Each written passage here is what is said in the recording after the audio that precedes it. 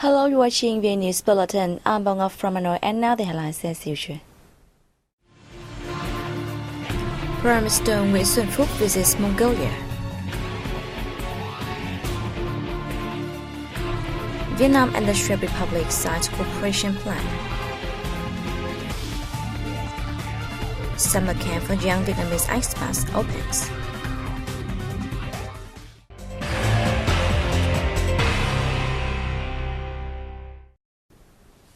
Prime Minister Nguyễn Xuân Phúc has begun an official visit to Mongolia following a welcome ceremony at Genghis Khan Square in the capital city of Ulaanbaatar on July 13th.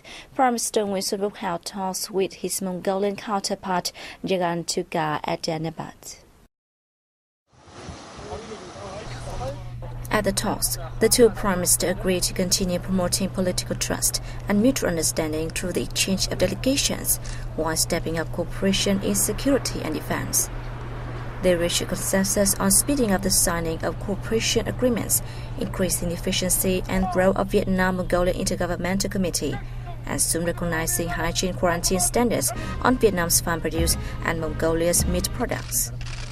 The leaders also discussed measures to facilitate goods transportation between two countries in order to raise their trade turnover, and agreed to expand cooperation in potential fields like agriculture, mining, light industry, and pharmaceuticals. Regarding international issues of mutual concern, both leaders emphasized the need to maintain peace, stability, and aviation and navigation safety and freedom in the East Sea, raising support for the settlement of disputes by peaceful means on the basis of international law, including the 1982 United Nations Convention on the Law of the Sea. They also stressed the importance of fully and effectively implementing the Declaration on the Conduct of Parties in the East Sea and working towards the formation of a Code of Conduct in the East Sea. After the talks, the two prime ministers witnessed the signing of a cooperation agreement between the Vietnam Chamber of Commerce and Industry and the Mongolian Employers United Association and attended a joint press conference. Later on the same day, Prime Minister Nguyễn Xuân Phúc met Mongolian President Shahyagin and Bagdasher. Prime Minister Phúc praised Mongolia's economic achievements of the past years, stressing that Vietnam sees Mongolia as an important partner in the region. He hoped the bilateral traditional ties will grow effectively in the future, meeting the expectations of both peoples and contributing to the maintenance of peace, stability, cooperation, and development in the region and the world. President Bagdasher spoke highly of Vietnam's position and role in the region and affirmed that Mongolia always attaches much importance to developing relations with Vietnam. The two leaders pledged to create a favorable environment for businesses of both nations to strengthen their partnerships, while strengthening people-to-people exchanges, especially among the youth. They also discussed the regional and world situation as well as matters of shared concern, including the East Sea issues. They agreed to cooperate with and support each other at international and regional forums. As part of his visit to Vietnam on July 13th, Romanian Prime Minister Dan Cioloș called at the northeastern province of Quảng Ninh. During a meeting with provincial leaders, Prime Minister Dan Cioloș expressed his delight to visit the home of the World Natural Heritage Site Ha Long Bay. He underscored the importance of his visit in boosting the friendship and partnership between Romania and Vietnam in general and Quảng Ninh in particular. Chairman of the Provincial People's Committee Nguyễn Đức Long said Quảng Ninh welcomes Romanian businesses to study and invest in the province, which holds strength in industry, tourism and trade. Quảng Ninh looks for opportunities to promote its popular destinations to Romanian tourists and cooperate with Romania in human resources training. Long asked the Romanian Prime Minister to introduce a Romanian locality that shares similar features and strengths with Quảng Ninh, so that the two sides have a chance to exchange experience and form a partnership. On the occasion, Prime Minister Cioloș and his entourage toured local interesting places, including the Quảng Ninh Museum and Ha Long Bay. Vietnam and the Czech Republic signed an agreement on bilateral cooperation for the 2016 to 2020 during the fifth session of the Intergovernmental Committee in Prague on July 12. The session was co-chaired by Vietnamese Deputy Minister of Industry and Trade Hồ Thị Kim Thoa and her Czech counterpart Jiří Koliba. At the session, the two sides expressed their delight at the development of the long-standing relations between the two nations, particularly in terms of politics. The regular exchange of high-level visits has laid a solid foundation for the expanding bilateral cooperation in economics, trade and investment. However, the two countries have not yet unleashed the full potentials of their economic and trade ties. The Czech Republic currently ranks 40th out of more than 150 countries and territories investing in Vietnam, with only 30 investors and over $170 million in investment. Two-way trade exceeded $800 million in 2015, equivalent to 0.24% of Vietnam's export-import revenue and 0.22% of that of its partner. The two sides agreed to accelerate cooperation in the fields of mining and energy industry, transportation, education and training, labor and environment protection. The sixth section of the Intergovernmental Committee is scheduled to take place in Hanoi in early 2018.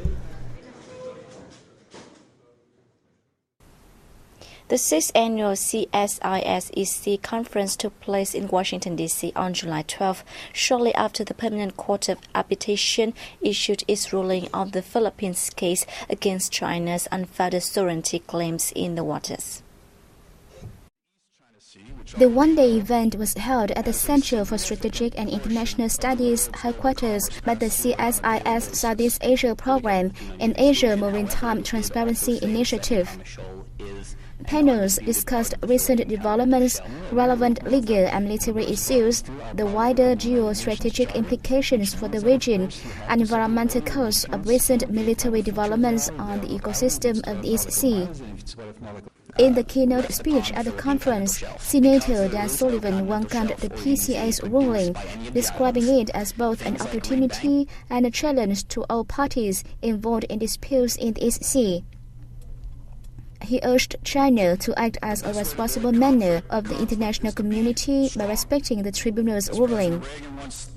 Many other scholars once affirmed that recent military activities are changing the status quo and damaging the environment in the East Sea.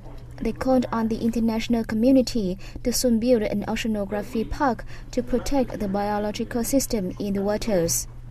The 6th CSIS-EC conference attracted specialists and senior officials from the U.S., the Philippines, Vietnam, Japan, China, Taiwan, Australia, and Malaysia.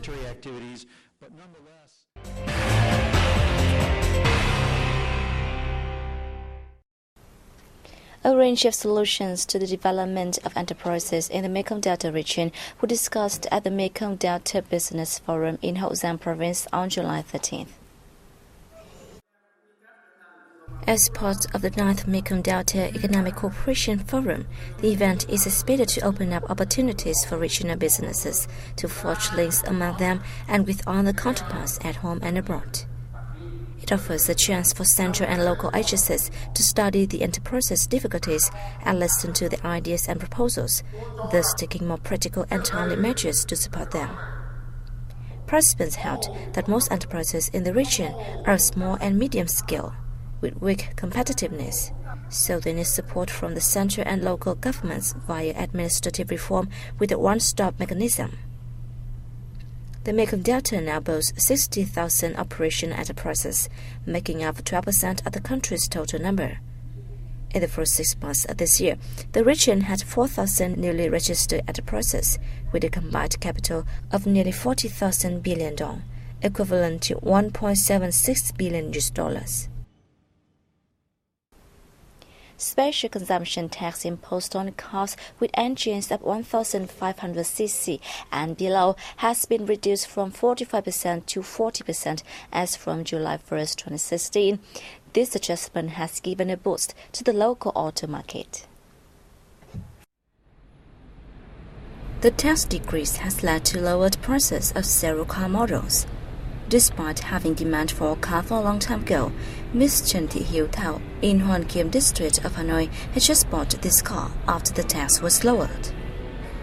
Mình cũng có tìm hiểu thì là I wanted to buy a car several months ago. However, I tried to wait until the day when the special consumption tax was reduced. đến tháng 7 thì mình sẽ mua xe. On the first days of July, this auto distributor has seen a surge in the sales of 1,500cc cars, as the tax adjustment has offered a discount of up to 21 million Vietnam dong for each of the vehicles.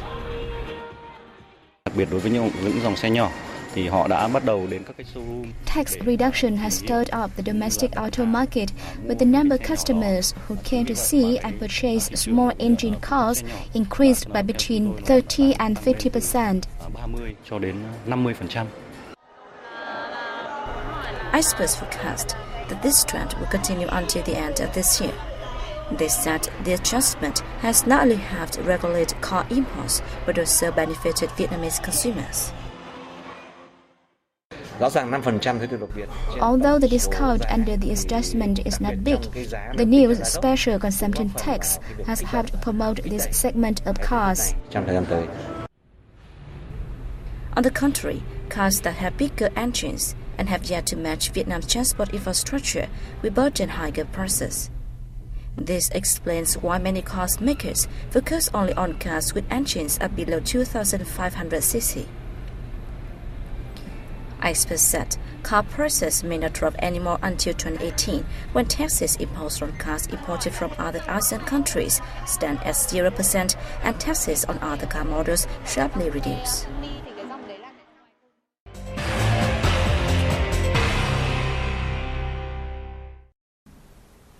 The latest information about television technology and equipment has been updated at the Vietnam International Exhibition on Film and Television Technology, Telefilm, which opened in Hanoi on July 13th. The exhibition creates a venue for both domestic and foreign television stations to seek business opportunities and share experience in television technology. Local television managers and producers also have the chance to popularize their products and learn on the spot about filmmaking processes and production in the most professional manner. More than 200 companies and TV stations from 15 countries and territories, including the US, Germany, Japan, the Republic of Korea, India, Turkey, and China, are displaying their television-related items at 350 booths. A lineup of seminars and talks on new technologies in producing TV programs, the roles and effects of social networks on the television industry, and copyright protection are scheduled during the 3-day event. The Summer Camp 2016 for young overseas Vietnamese people who had achieved good performances in study and community activities was officially launched in Hanoi on July 12th.